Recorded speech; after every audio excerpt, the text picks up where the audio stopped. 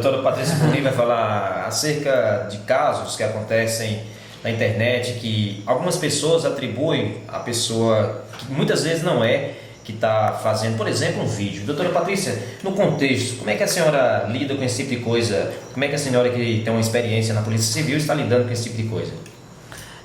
A primeira coisa que nós temos que ter em mente é que nós inauguramos uma fase, um momento em que o acesso às mídias, a variadas mídias, se tornou extremamente democrático.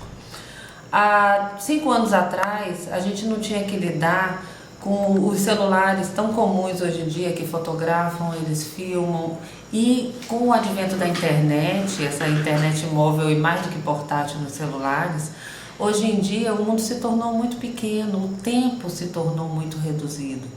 Quando a gente falava em Facebook, no primeiro momento, até antes disso no Orkut, depois no Facebook, nós inauguramos uma realidade onde isso se comunicava através dos computadores pessoais, dos computadores de mesa, os notebooks.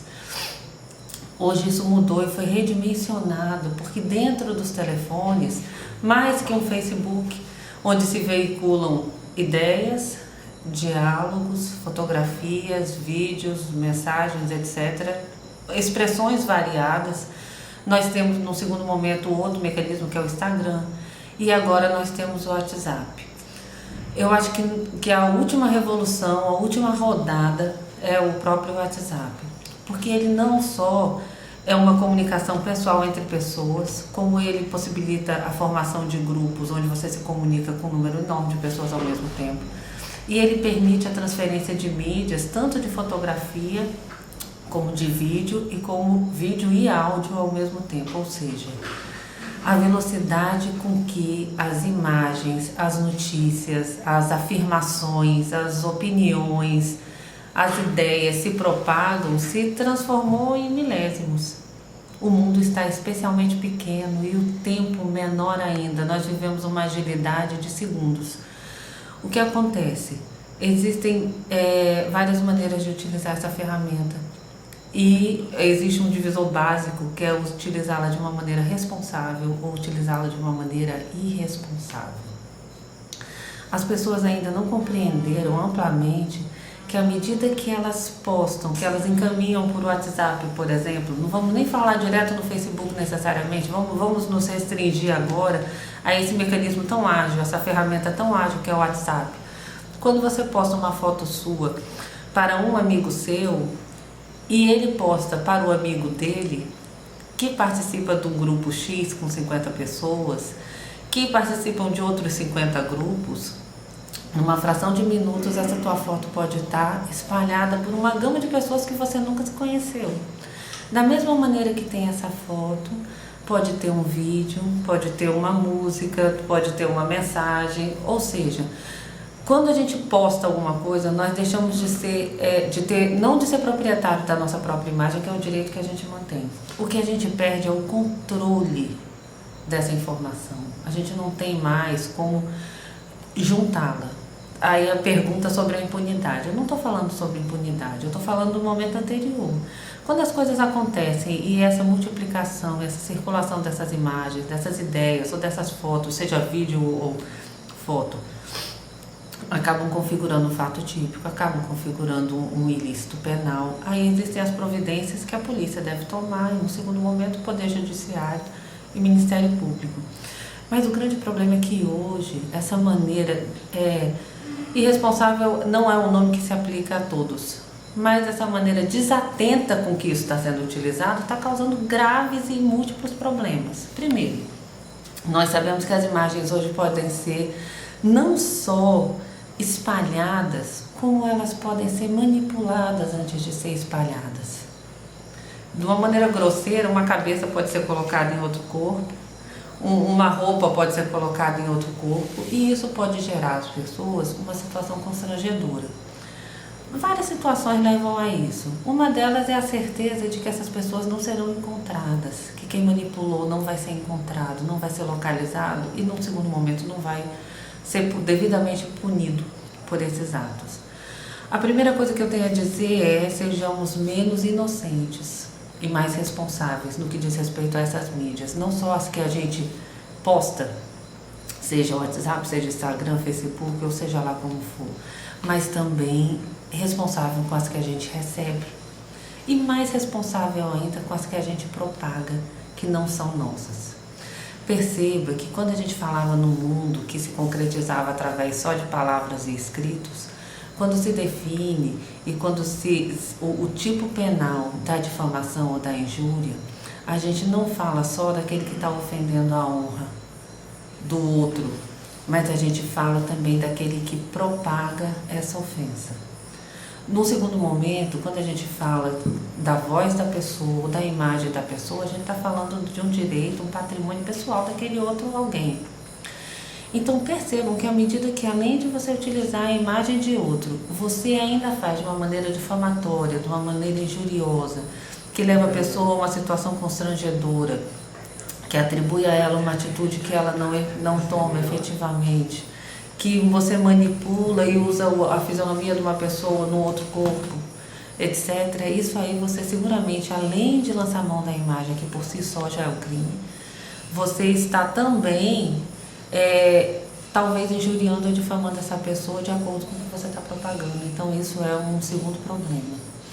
Quando a gente fala as pessoas estão atribuindo a outros. São tantos problemas que a gente está tendo que enfrentar e eles estão se sofisticando, eles estão se requalificando. À medida que o carro anda, os problemas começam a aparecer. E é isso que a gente está vendo. A gente vive uma fase de refino que os problemas do uso dessas ferramentas estão aparecendo. Veja bem, no primeiro momento você não pode ter nenhuma atitude que injurie ou difame uma pessoa. E isso pode ser ofendendo, mas pode ser também propagando a sua imagem em determinadas circunstâncias. E aquele que postou pela primeira vez é exatamente igual àqueles que estão repostando, aqueles que estão perpetuando essa difamação ou essa possível injúria. Então aqui a gente tem um problema. Mas um outro problema apareceu. Quando existe uma imagem, uma foto ou um vídeo, numa situação qualquer, e acaba se achando, se atribuindo a uma pessoa A, B ou C, aquela imagem e aquela conduta, sem que se tenha certeza de que efetivamente é aquela pessoa que está naquela imagem ou naquela foto ou o que seja. E aí nasce um outro problema. Para a gente falar, não vamos nem falar juridicamente dessas consequências. Eu acho que a questão da responsabilidade volta aqui nessa conversa informal que a gente está tendo. Não é nenhuma pretensão de fazer uma explanação jurídica sobre o fato. Mas, na verdade, outro dia, muito recentemente, a gente teve o caso daquela senhora que foi linchada até a morte, porque um retrato falado foi divulgado numa rede social. E pessoas da comunidade concluíram que ela era responsável por um crime hediondo, no caso relacionado a crianças e a rituais, etc. E essa mulher foi assassinada, foi linchada até a morte. Perceba que é um retrato falado, ou seja, o retrato falado ou uma imagem pouco nítida, no final das contas, se você atribuir essa conduta a uma outra pessoa, vai ter consequências na vida dessa pessoa que podem se cristalizar durante o tempo, elas podem ser irreversíveis. Esse caso que ganhou proporção na mídia nacional é irreversível. Essa senhora foi assassinada de uma maneira bárbara. Mas existem consequências menores na vida alheia, fruto dessa leviandade, ou dessa irresponsabilidade, ou dessa imaturidade, para não julgar ninguém taxativamente nesse momento, que também pode levar a vida do outro a um desconforto profundo.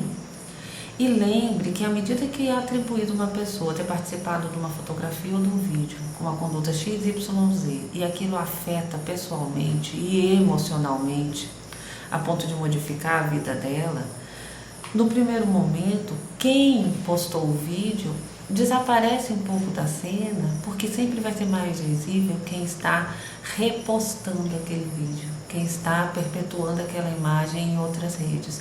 E quem afirma, por exemplo, que quem está naquela imagem é fulano, cicrano ou beltrano. Veja que nós temos uma responsabilidade penal que trata de determinadas atitudes, mas existe uma coisa no nosso ordenamento jurídico chamada responsabilidade civil. O sofrimento psíquico, o sofrimento emocional, essa modificação negativa que se causa na vida de A, B ou C porque ela foi atribuída a ela ter participado, por exemplo, de um vídeo ou estar numa fotografia com trajes assim, ou assado, fazendo isso ou aquilo, se isso afetar a pessoa a ponto de modificar a vida dela deixar os seus afazeres habituais, você se sentir ultrajada, se sentir constrangida, se sentir envergonhada, se ela deixar de ir ao trabalho ou deixar de ir à escola, etc., percebam-se que abre uma porta para que seja feita uma apreciação sobre a possibilidade de uma reparação cível, que é uma ação indenizatória. Por isso que quando eu falo em responsabilidade, ou imaturidade, ou leviandade, é interessante lembrar que todas essas atitudes podem ou não ser apreciadas pelo direito. E não é necessário que seja um crime e a pessoa seja presa, que quem difama e injuria não é exatamente essa a pena, que não haja outro tipo de consequência jurídica. Então eu acho que é interessante que nós sejamos mais responsáveis com a nossa própria imagem, com o que a gente posta, para quem a gente posta, em que ambiente, e também com a imagem do outro.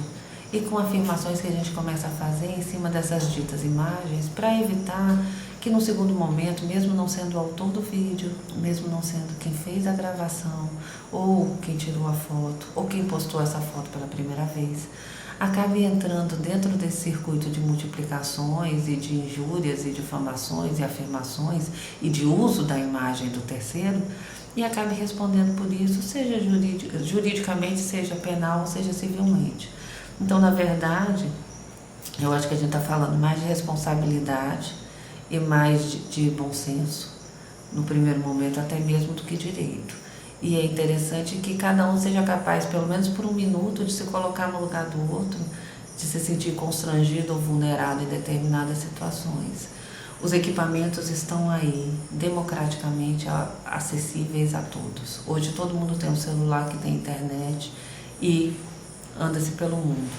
Mas isso não significa que a gente possa fazer isso impunemente. Então é interessante, mais uma vez, lembrar que todas as nossas ações podem ser apreciadas e ter um resultado depois. Ou seja, podemos ter que arcar com as consequências das nossas atitudes, e isso vale para todos. Às vezes, na esfera penal, outras na esfera civil, que em vez de incidir sobre a sua liberdade individual diretamente, tem repercussões patrimoniais. Então é interessante que todo mundo reflita sobre isso com mais ou menos de 18 anos, porque essas consequências podem chegar.